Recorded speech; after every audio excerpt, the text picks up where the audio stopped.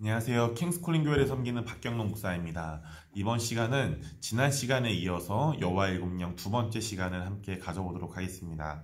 이사야서 11장 1절부터 2절을 같이 읽겠습니다. 이새의 줄기에서 한 싹이 나며 그 뿌리에서 한 가지가 나서 결실할 것이요 그의 위에 여호와의 영 곧 지혜와 총명의 영이요 모략과 재능의 영이요 지식과 여호와를 경외한 영이 강림하시리니라고 말씀하고 있습니다. 그래서 저희가 이번 시간부터는 모략의 영, 재능의 영, 지식의 영, 여호와를 경외한 영, 이 네 가지 영을 살펴보도록 하겠습니다. 첫 번째로 모략의 영을 살펴보려고 하는데요. 모략은 히브리어 원어로 에차라고 하는데 에차는 충고, 계획, 방책이라는 뜻이 있습니다. 우리가 모략의 영을 받으면 하나님의 충고 안에서 하나님의 계획과 방책을 받게 됩니다. 사무엘하 16장 23절에 보면 그때 아이도벨이 베푸는 계략은 사람이 하나님께 물어서 받은 말씀과 같은 것이라 아이도벨의 모든 계략은 다윗에게나 압살롬에게나 그와 같이 여겨졌더라 라고 나와 있는데 여기서 나오는 계략이라는 단어가 히브리어로 에차라고 합니다. 그러면 이 모략의 영이 성경에서 어떻게 적용되고 있는지 함께 많은 원리들 살펴보도록 하겠습니다. 첫 번째는 모략의 영이 없으면 분별력이 없습니다. 자, 신명기 32장 28절에 보면 그들은 모략이 없는 민족이라 그들 중에 분별력이 없도다라고 말씀하고 있습니다. 그리고 다음으로 보면 모략은 사람의 마음속에 임하게 됩니다. 그래서 우리는 성령님을 통해 우리 안에 임한 모략을 길어낼 수 있습니다. 잠언서 20장 5절에 보면 사람의 마음에 있는 모략은 깊은 물 같으니라 그럴지라도 명철한 사람은 그것을 길어내느니라 라고 말씀하고 있습니다. 그리고 다음으로 보면 우리는 모략의 영을 통해 열방을 경영하게 됩니다. 이사야서 14장 26절을 보면 이것이 온 세계를 향하여 정한 경영이며라 나와 있는데 이 경영이란 뜻이 원어적으로 모략이란 뜻입니다.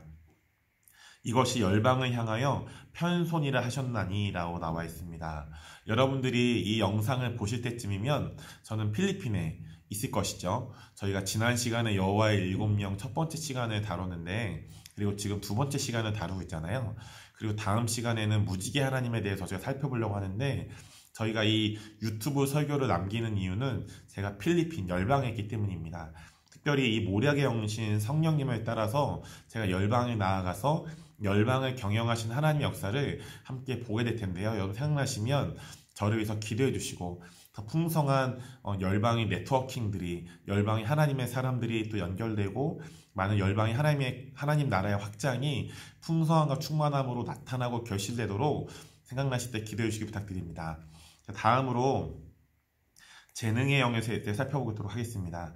이 재능은 히브리어 원어로 게부라라고 하는데요. 게부라는 권세, 권능, 용맹, 승리, 강함이라는 뜻이 있습니다.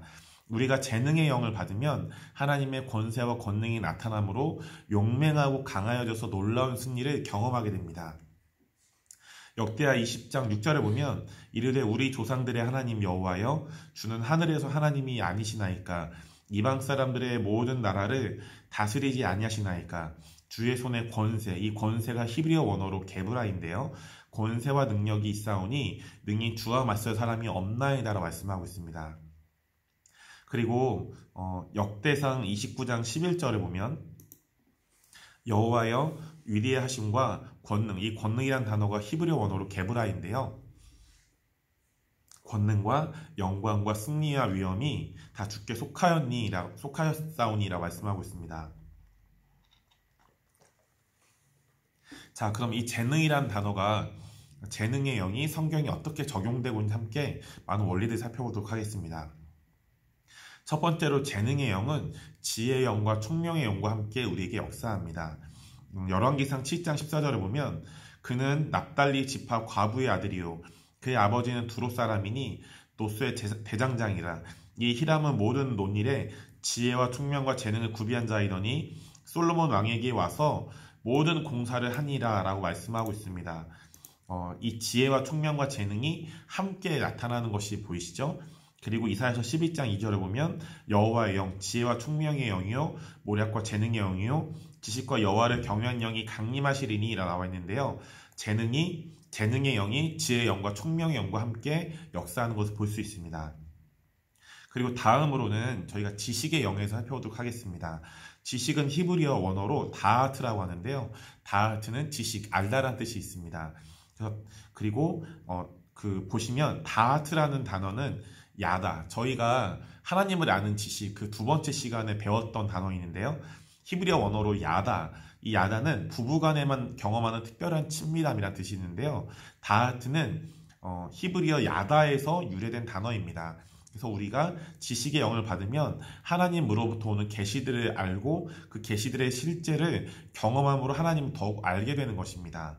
그래서 민수기 24장 16절에 보면 하나님의 말씀을 듣는 자가 말하며 지극히 높으신 자의 지식을 아는 자, 전능자의 환상을 보는 자, 엎드려서 눈을 뜬 자가 말하기를 이라 말씀하고 있습니다. 여기서 지극히 높으신 자의 지식, 이 지식이라는 단어가 히브리어 원어로 다하트인 것이죠. 그러면 이 지식의 영이 성경에 어떻게 원리들로 적용되고 있는지 함께 살펴보도록 하겠습니다. 첫 번째로 하나님의 영이 충만케 되면 지식이 오게 됩니다.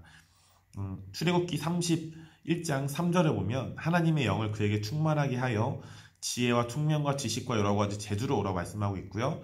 또 출애굽기 35장 31절에 보면 하나님의 영을 그에게 충만하게 하여 지혜와 총명과 지식으로 여러 가지 일을 하게 하시되라 말씀하고 있습니다. 그리고 두 번째로 지식이 없으면 하나님이 주시는 친밀함과 권위를 잃게 됩니다. 이 말씀은 저희가 하나님을 아는 지식, 그 두 번째 시간에 함께 나눴던 말씀인데요. 네가 지식을 버렸으니 나도 너를 버려 내 제사장이 되지 못하게 할 것이오라고 말씀하고 있는데, 구약에서는 특별히 대제사장들만 하나님 앞에 나아갈 수 있는 친밀함이 있었습니다.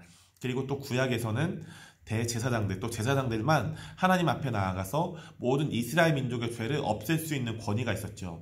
그런데 이스라엘 민족이 지식을 버렸기 때문에 하나님께서도 이스라엘 민족을 버려서 제사장이 되지 못하게 하신다는 건 하나님이라는 지식이 없기 때문에 하나님이 주시는 친밀함과 권위를 잃게 된다는 말입니다.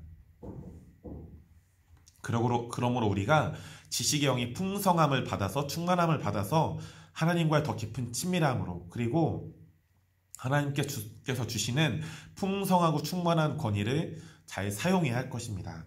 그리고 마지막으로 지식은 우리의 영혼을 즐겁게 합니다.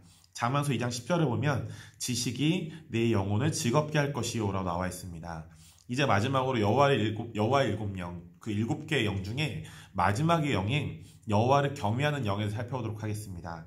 이 경외라는 단어의 원어적인 의미는 히브리어로 야레라고 하는데, 야레는 도덕적으로 경외하다, 깜짝 놀라게 하다라는 뜻이 있습니다. 우리가 여호와를 경외하는 영을 받으면 이전보다 하나님을 더욱 경외하게 되어서 하나님을 더 깊이 경배하게 됩니다. 창세기 22장 12절을 보면 이에 아브라함이 종들에게 이르되 너희는 나귀와 함께 여기서 기다리라. 내가 아이와 함께 저기 가서 예배하고 우리가 너희에게로 돌아오리라 하고 라고 창세기 22장 5절에 말씀합니다. 그런데 이 말씀을 하고 12절에 가보면 사자가 이르시되 그 아이에게 내 손을 대지 말라. 그에게 아무 일도 하지 말라. 네가 내 아들 내 독자까지도 내게 아끼지 아니하였으니 내가 이제야 네가 하나님을 경외하는 줄을, 이 경외한다는 단어가 히브리어 원어로 야레인데요. 경외하는 줄을 아노라 라고 말씀하고 있습니다. 이 원리를 보면요, 성경에서는 하나님을 경외한다라는 것과 하나님을 예배한다는 것이 붙어 다닌다는 것을 볼 수 있습니다. 그 증거의 말씀으로 보면 열왕기하 17장 36절에 보시면 오직 큰 능력과 편팔로 너희를 애굽에서 인도하여 내신 여호와만 경외하며 그를 예배하며 그에게 제사를 드릴 것이며로 나와 있죠. 그래서 우리가 하나님을 경외한다는 것은, 우리가 하나님을 경외한 영을 받았다는 것은 이전보다 더욱 하나님을 경외하게 되어서 하나님을 더 깊이 경배하게 되는 것을 의미합니다.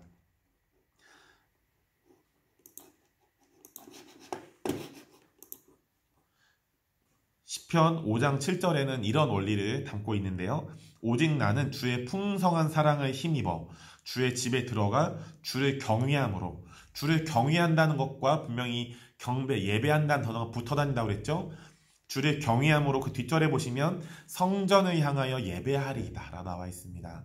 우리가 날마다 주님을 경외하는 영을 받게 되어서 더 풍성하고 충만하게 주님을 예배하게 되기를 축복합니다.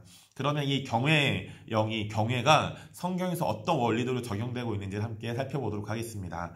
첫 번째로 하나님의 경외하는 것은 우리가 세대적으로 받아야 하며 다음 세대에게 물려줘야 할 영적인 유업입니다.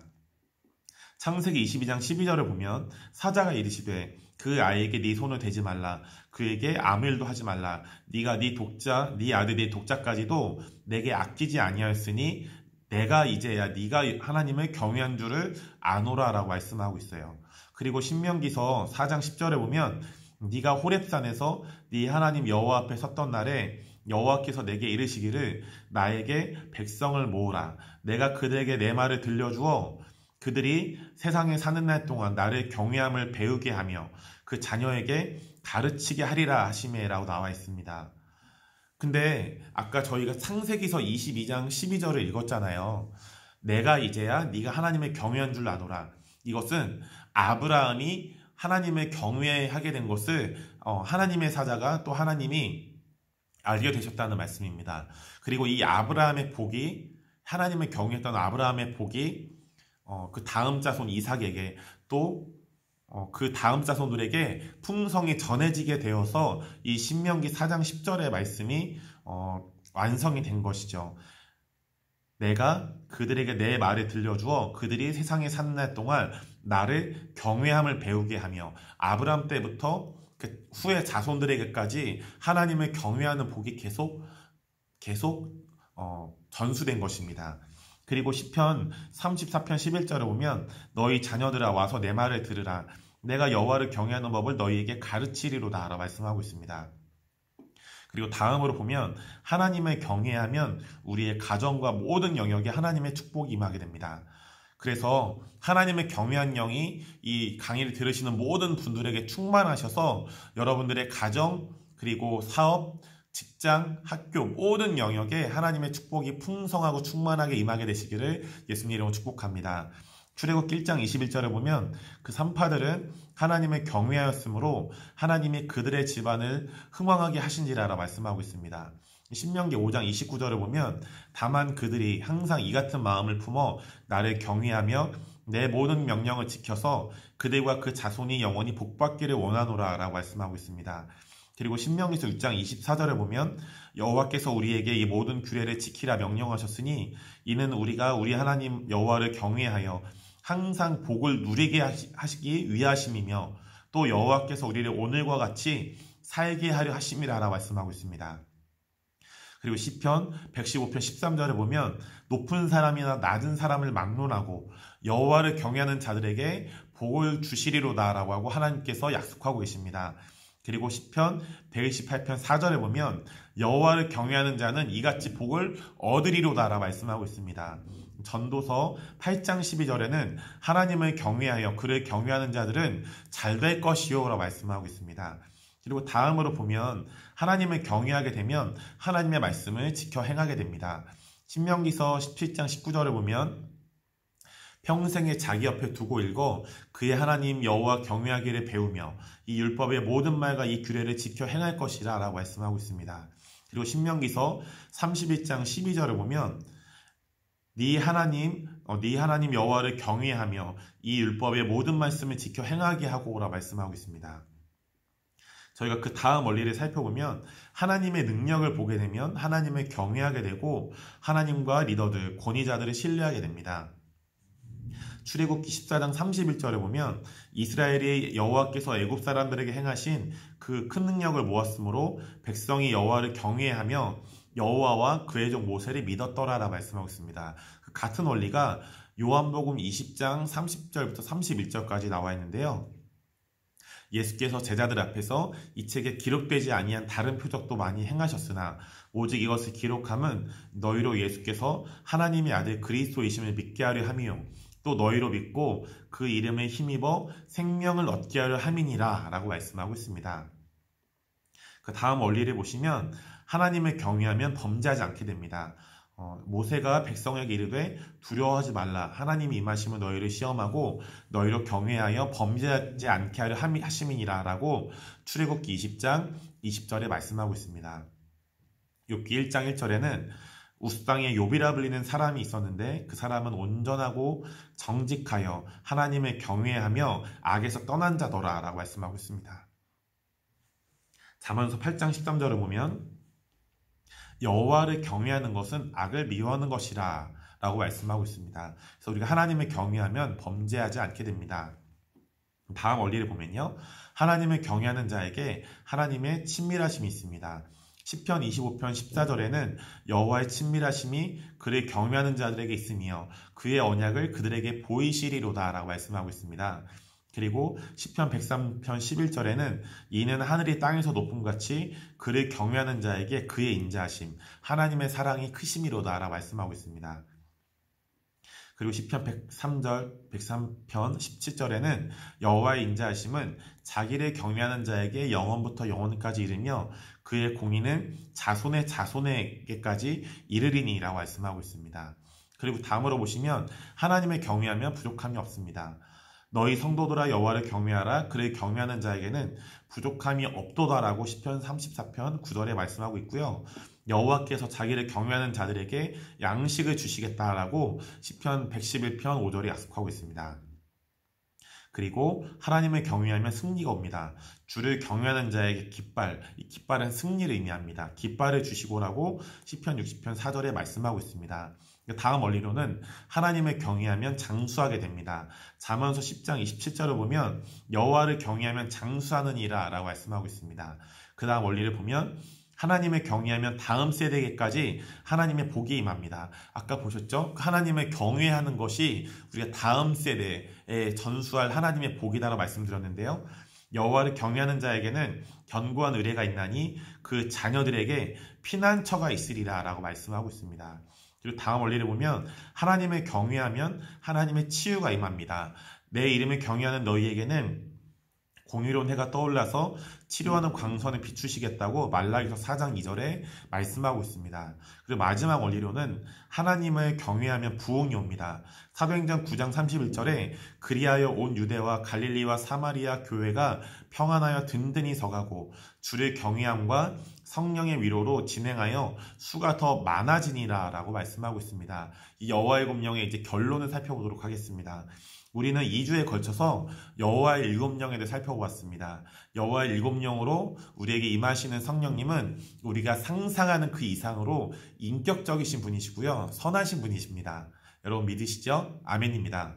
날마다 여호와의 7영으로 우리에게 임하시는 성령님과의 친밀한 동행을 통해 예수 그리스도의 장성한 분량에까지 이르러 우리의 내면에 깊은 성숙과 우리의 삶에 놀라운 성령님의 권능이 나타나시기를 예수님의 이름으로 축복하고 기도합니다.